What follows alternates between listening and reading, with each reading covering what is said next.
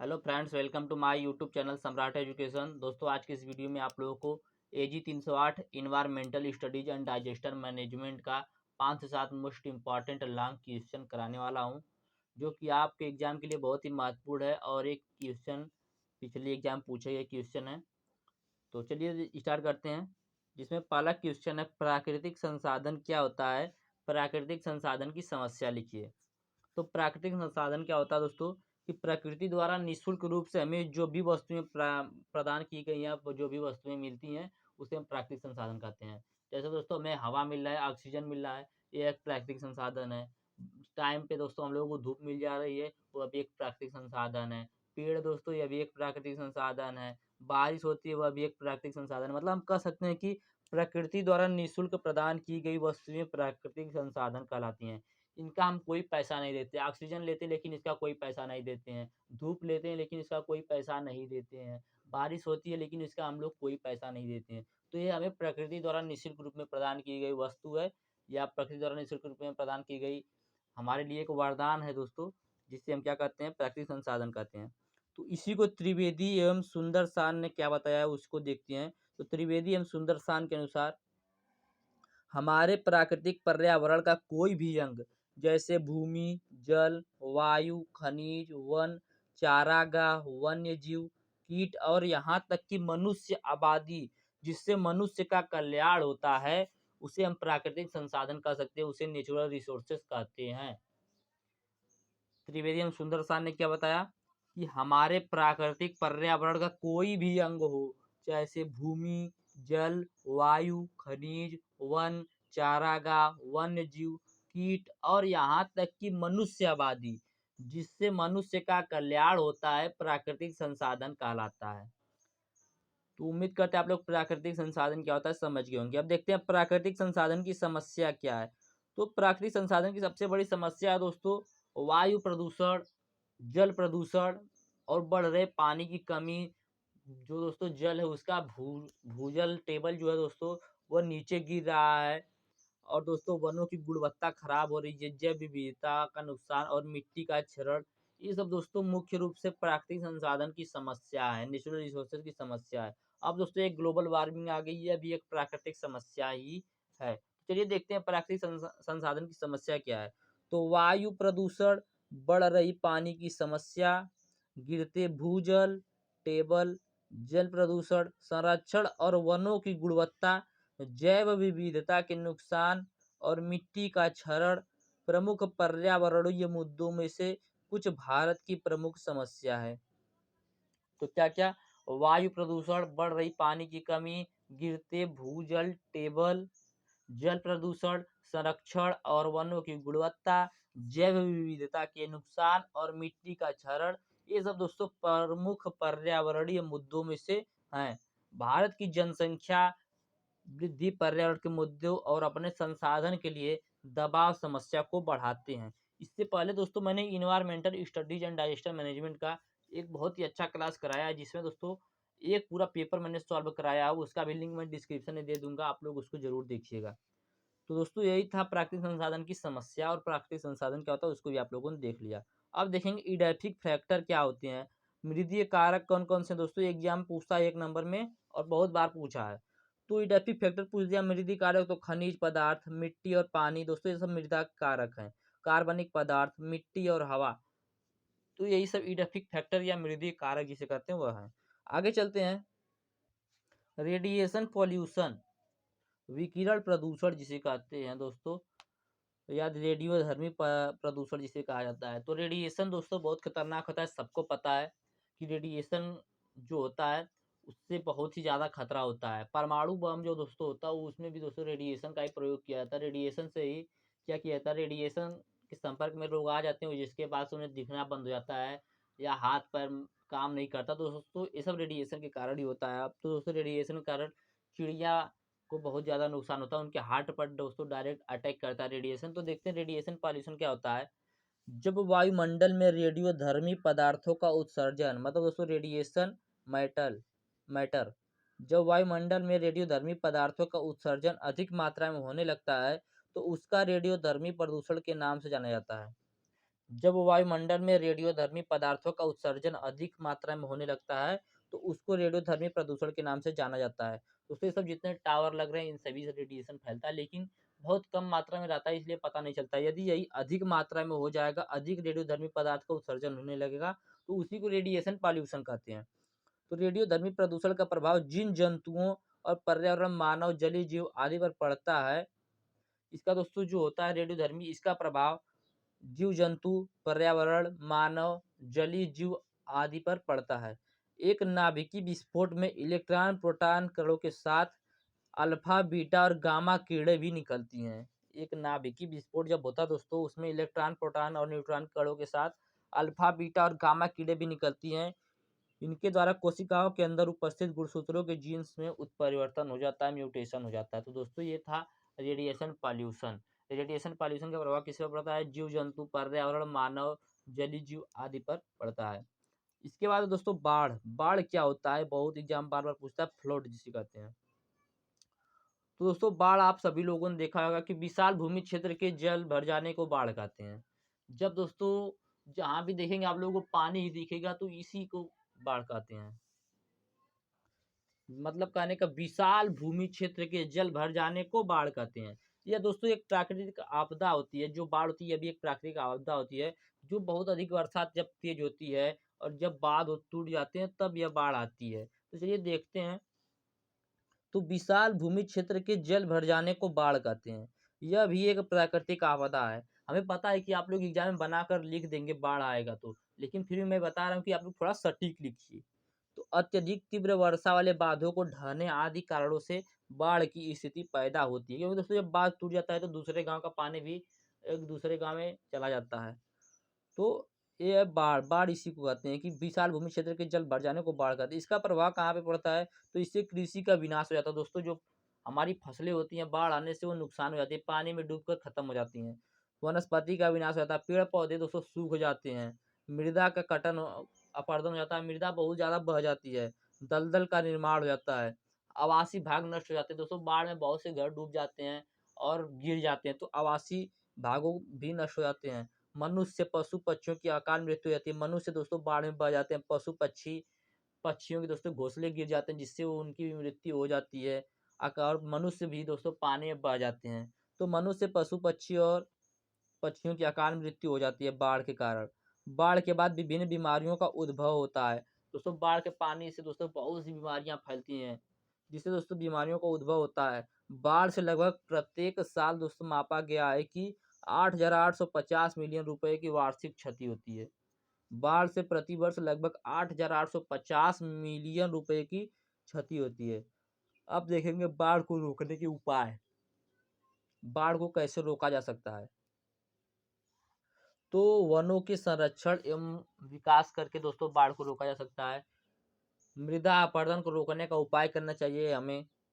वर्षा जल के बहाव का उचित प्रबंध किया जाना चाहिए। दोस्तों इसके लिए नहर बनानी चाहिए, नदी बनानी चाहिए, जिससे वर्षा का पानी जो है नदी नहर से निकल के पहाड़ों पर चला जाए, पहाड़ों की तरफ चला जाए, ऐसा बोल सकते हैं। अगला है बाढ़ रहित केंद्रों का विकास किया जाना चाहिए। अगला पॉइंट है वैज्ञानिक तकनीक के द्वारा बाढ़ सूचना केंद्र द्वारा पूर्व में सूचना देने का प्रयास किया जाना चाहिए, जिससे दोस्तों सब लोग सतर्क हो जाएंगे पहले से। तो जो फोरकास्टिंग सिस्टम होता है दोस्तों, मतलब दोस्तों क्या पूर्वानुमान जो होता है, मतलब जो पहले ही बता देता है मौसम की जानकारी, उसे पहले ही बता देना चाहिए। इससे सूचना पाने पर सब लोग सतर्क हो जाएंगे और अपना पहले से ही इंतजाम कर लेंगे। इसके बाद दोस्तों आता है ग्रासलैंड इकोसिस्टम। बहुत ही इंपॉर्टेंट है दोस्तों ग्रासलैंड इकोसिस्टम। और दोस्तों एक जिसे कहते हैं चारागाह पारिस्थितिकी तंत्र, और एक जल पारिस्थितिकी तंत्र। दोस्तों पारिस्थितिकी तंत्र बार बार एग्जाम पूछता है, फॉरेस्ट इकोसिस्टम भी पूछता है, तो इकोसिस्टम लगभग सभी पूछता है। इकोसिस्टम क्या होता है इसको मैंने अपने पिछले वीडियो में बताया हुआ, जैसा कि मैं बोल रहा हूँ कि एक पेपर में मैंने पूरा एक वीडियो मैंने पूरा एक पेपर ही सॉल्व कराया, तो उसको आप लोग जरूर देखिएगा। उसमें बहुत ही इंपॉर्टेंट क्वेश्चन है और यह सभी बहुत इंपॉर्टेंट है। तो ग्रासलैंड इकोसिस्टम क्या होता है? घास भूमि या विगर घास भूमि या विहार भूमि ऐसे विस्तृत क्षेत्र को कहते हैं जहां दूर दूर तक घास और छोटे झाड़ फैले होते हैं। मतलब दोस्तों जहां दूर दूर तक आपको घास दिखेगा, छोटे छोटे झाड़ दिखेंगे, उसी को ग्रास लैंड इकोसिस्टम या दोस्तों क्या कहते हैं चारागाह पारिस्थितिकी तंत्र कहते हैं। ग्रासलैंड इकोसिस्टम दुनिया के समशीतोष्ण क्षेत्र और उष्णकटिबंधीय क्षेत्रों में कम वर्षा के साथ होता है।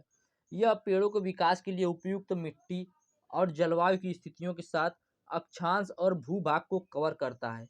मानसून के दौरान कम वर्षा वाले क्षेत्र घास के विकास का समर्थन करने में सक्षम होते हैं, लेकिन वर्षा की मात्रा झाड़ियों या पेड़ों के विकास के लिए पर्याप्त नहीं होती है। ग्रासलैंड इकोसिस्टम कीड़ों, सरीसृपों और कृंतकों की एक बड़ी आबादी का समर्थन करता है। चारागाह पारिस्थितिकी तंत्र में पाए जाने वाले जानवर मृग, जेबरा, गधे, लोमड़ी आदि हैं। तो दोस्तों चारागाह पारिस्थितिकी तंत्र क्या होता है? जब हमें घास भूमि या विहार भूमि बहुत दूर तक या विस्तृत क्षेत्र में दिखाई दे, तो उसी को क्या कहते हैं? ग्रासलैंड इकोसिस्टम कहते हैं। ये दोस्तों जो इकोसिस्टम होता है यह दुनिया के समशीतोष्ण क्षेत्र और उष्णकटिबंधीय क्षेत्रों में कम वर्षा के साथ उत्पन्न होता है। यह पेड़ों के विकास के लिए उपयुक्त मिट्टी और जलवायु की स्थिति के साथ अक्षांश और भूभाग को कवर करता है। मानसून के दौरान कम वर्षा वाले क्षेत्र घास के विकास का समर्थन करने में सक्षम होते हैं, लेकिन वर्षा की मात्रा झाड़ियों या पेड़ों के विकास के लिए पर्याप्त नहीं होती है। तो दोस्तों ये था क्वेश्चन पूरा इसका है कि ग्रासलैंड इकोसिस्टम क्या होता है, इसके घटक को बताइए। तो इसका घटक देखते हैं अब। ग्रासलैंड इकोसिस्टम को चारागाह पारिस्थितिकी तंत्र या घास का मैदान भी कहते हैं। तो घास के मैदान पारिस्थितिकी तंत्र के घटक मतलब दोस्तों ग्रासलैंड इकोसिस्टम के घटक। तो चारागाह पारिस्थितिकी तंत्र की संरचना में जैविक और अजैविक घटक शामिल होते हैं। तो दोस्तों ग्रासलैंड इकोसिस्टम कितने घटक होते हैं? दो। पहला होता है जैविक और दूसरा होता है अजैविक। सबसे पहले हम लोग देखेंगे अजैविक घटक। तो घास के मैदान पारिस्थितिकी तंत्र के अजैविक घटकों में या ग्रासलैंड इकोसिस्टम के अजैविक घटकों में हवाई और मिट्टी के पोषक तत्व शामिल हैं। इसमें पौधों के लिए आवश्यक तत्व भी शामिल हैं, जैसे सल्फर, फास्फोरस, नाइट्रोजन, ऑक्सीजन और हाइड्रोजन। ये तत्व मिट्टी और हवा में मौजूद होते हैं और पौधों और सल्फेट्स, फास्फेट्स, नाइट्रेट्स, पानी और कार्बन डाइऑक्साइड और मिट्टी में ट्रेस तत्वों की आपूर्ति की जाती है दोस्तों। तो इसी को क्या कहते हैं? अजैविक घटक। तो यह है दोस्तों ग्रासलैंड इकोसिस्टम के अजैविक घटक। अब देखेंगे इसका जैविक घटक। घास के मैदान के पारिस्थितिकी तंत्र के जैविक घटकों में उत्पादक, उपभोक्ता और अपघटक शामिल होता है। मतलब दोस्तों प्रोड्यूसर, कंज्यूमर और दोस्तों डिकम्पोजर तीनों शामिल होता है। तो उत्पादक क्या होता है? प्रोड्यूसर। उत्पादक प्राथमिक बायोमास उत्पादन और योगदान करते हैं। इसमें जड़ी बूटियों, झाड़ियाँ और घास शामिल होती है। मतलब दोस्तों जो उत्पादक होता है इसमें घास और जड़ी बूटी शामिल होती है। दूसरा उपभोक्ता होता है जो इनको खाने वाला होता है। तो संगीतकारों में प्राथमिक, द्वितीयक और तृतीयक उपभोक्ता शामिल होते हैं, जिसमें पहला शाकाहारी प्राथमिक उपभोक्ता होता है। उदाहरण के लिए मिलीपेड, दीमक कीड़े और चरने वाले स्तनधारी, भैंस, खरगोश, हिरन, भेड़ जो प्राथमिक उपभोक्ताओं पर भोजन करते हैं। इससे पक्षी, छिपकली, मेढक, सांप, गीदड़, लोमड़ी आदि शामिल हैं। तृतीय उपभोक्ता में जानवर और पक्षी शामिल होते हैं जो द्वितीय उपभोक्ताओं जैसे बाज को खाते हैं। तो दोस्तों प्राइमरी उपभोक्ता होता है कि घास। दूसरी का होता है दोस्तों घास को खाने वाला। तृतीय जो होता है दोस्तों जो घास को खा रहा है उसको खाने वाला। जैसे दोस्तों घास है, घास के कूड़े मकोड़े खाएंगे। कीड़े मकोड़े को कौन खाएगा? मेढक। मेढक को कौन खाता है दोस्तों? सांप। और सांप को कौन खाता है? चील। तो दोस्तों इसी प्रक्रिया को कहते हैं क्या? Primary, secondary. मतलब दोस्तों प्राथमिक, द्वितीयक और तृतीयक उपभोक्ता। इसके बाद आता है डीकम्पोजर। दोस्तों इन सभी के बाद एक आता है डीकम्पोजर। डीकम्पोजर दोस्तों सभी के लिए यूज होता है। तो दोस्तों जो भी है, चाहे चील हो, चाहे शेर हो, चाहे बाज हो, सभी को दोस्तों डीकम्पोज होना ही पड़ेगा। तो दोस्तों डीकम्पोजर बहुत ही इंपॉर्टेंट था। डीकम्पोजर में मृत्यु और क्षय के कवक, मोल्ट और बैक्टीरिया होते हैं। डीकम्पोजर खनिजों को मिट्टी में वापस लाने के लिए जिम्मेदार होता है। मतलब दोस्तों डीकम्पोजर क्या होता है? कोई किसी की मृत्यु हो जाती है तो उसे डीकम्पोज करके मिट्टी में मिला देता है। तो इसी प्रक्रिया को डीकम्पोजर कहते हैं।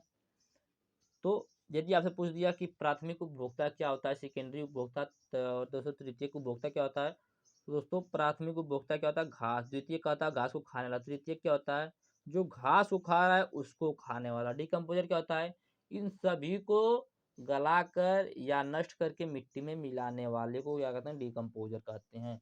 तो उम्मीद करते हैं आप लोगों को ग्रासलैंड इकोसिस्टम भी समझ में आ गया होगा। इसके बाद देखेंगे वेस्टलैंड, बंजर भूमि। बंजर भूमि भी दोस्तों एग्जाम बहुत बार पूछा है। बंजर भूमि क्या होता है? बंजर भूमि सुधार कैसे करें इसको लिखिए। तो बंजर भूमि क्या होता है? वह भूमि जिसमें लवणों की अधिकता हो तथा ऐसी भूमि में कुछ नहीं अथवा बहुत कम उत्पादन होता है उसे बंजर भूमि कहते हैं या वेस्टलैंड कहते हैं। बंजर भूमि किसे कहते हैं? वह भूमि जहाँ पर लवण अधिक मात्रा में पाए जाते हैं या ऐसी भूमि जिनमें कुछ उत्पादन नहीं होता या उत्पादन होता भी है तो बहुत कम मात्रा में होता है, उसे क्या कहते हैं? वेस्टलैंड कहते हैं। इसकी सुधार कैसे करेंगे तो देखते हैं। वनस्पति आवरण के नष्ट होने से अपरदन के माध्यम से मिट्टी की हानि होती है, जो एक अंततः बंजर भूमि का निर्माण करती है। यह देश की ज्वलंत समस्याओं में से एक है। मिट्टी के नुकसान ने हमारे देश में पहले ही बड़ी मात्रा में खेती योग्य भूमि को बर्बाद कर दिया है। यदि यह अनियंत्रित रहता है तो शेष भूमि को प्रभावित करता रहेगा। मतलब दोस्तों जो बंजर भूमि है वो अपने आसपास की भूमि को भी प्रभावित करता है। जब तक हम अपनी अच्छी भूमि की पर्याप्त रूप से रक्षा नहीं करते तब तक हमें अंततः खाद्यान्न, सब्जियां, फल, चारा और ईंधन की लकड़ी की गंभीर कमी का सामना करना पड़ सकता है। इसलिए मिट्टी का संरक्षण, मौजूदा खेती योग्य भूमि की रक्षा और पहले से ही समाप्त हो चुकी बंजर भूमि को पुनः प्राप्त करना भविष्य के लिए योजना बनाने के प्राथमिक कार्यों में प्रमुखता से शामिल है। कुछ बंजर भूमि सुधार कार्यक्रम असफल रहे। मतलब दोस्तों कुछ बंजर भूमि के सुधार के कार्यक्रम किए गए लेकिन वह असफल रहे हैं, क्योंकि कुप्रबंधन और अवैज्ञानिकों तरीके के कारण कुछ समय बाद भूमि अपनी मूल खराब स्थिति में वापस आ जाती है। मतलब दोस्तों सुधार तो होता है लेकिन कुछ दिन बाद फिर अपने मूल में आ जाती है। बंजर भूमि सुधार को चुनने में लागत कारक पर ध्यान देना चाहिए। बंजर भूमि के सुधार के लिए किसी विशेष विधि का निर्णय लेने से पहले इसे ध्यान में रखा जाना चाहिए। बंजर भूमि के विकास के लिए जिम्मेदार पर्यावरण पहलुओं और मानव प्रभावों का उचित अध्ययन किया जाना चाहिए। बंजर भूमि को 3 रूपों में वर्गीकृत किया गया है। पहला आसानी से प्राप्त करने योग्य, मतलब दोस्तों ऐसी बंजर भूमि जिसे आसानी से सही किया जा सकता है। दूसरा है पुनः प्राप्त करने योग्य या जिसमें कुछ कठिनाई होती है। तीसरा होता है अत्यधिक कठिनाई के साथ पुनः प्राप्त करने योग्य। तो 3 प्रकार से बाँटा गया। पहला जो आसानी से प्राप्त हो जाता है, दूसरा जिसमें थोड़ा-सा कठिनाई होता है, तीसरा जिसमें ज़्यादा कठिनाई होता है। अब दोस्तों कृषि प्रयोगों के लिए आसानी से पुनः प्राप्त करने योग्य बंजर भूमि का उपयोग किया जाता है, जिन पर कुछ कठिनाई के साथ पुनः दावा किया जाता है कि उनका उपयोग कृषि वानिकी के लिए किया जा सकता है। फिर से दोस्तों बंजर भूमि जो पुनः प्राप्त की जा सकती है। तो दोस्तों ये थी बंजर भूमि सुधार। मतलब दोस्तों बंजर भूमि सुधार के लिए बहुत से कार्यक्रम किए गए लेकिन सभी कार्यक्रम असफल रहे हैं, क्योंकि दोस्तों बंजर भूमि में सुधार तो होता था लेकिन कुछ दिन बाद फिर से वो भूमि जैसी थी वैसी हो जाती थी। इसमें सुधार किया जा सकता है। तो दोस्तों इसको 3 भागों में बाँटा गया। पहला दोस्तों है कि जो साधारण से दोस्तों अच्छी भूमि में कन्वर्ट किया जा सकता है, जिसमें और दूसरा जिसमें थोड़ी-सी कठिनाई होगी, तीसरा जिसमें ज़्यादा कठिनाई होगी बंजर भूमि को सुधारने में। दोस्तों उम्मीद करते हैं हमने भी जितना बताया आप लोगों को समझ में आया होगा। यदि आप लोगों को इसका पीडीएफ चाहिए तो डिस्क्रिप्शन में व्हाट्सएप ग्रुप का लिंक और व्हाट्सएप नंबर दिया गया है। मैसेज करके आप लोग इसका पीडीएफ भी ले सकते हैं। धन्यवाद। जय हिंद।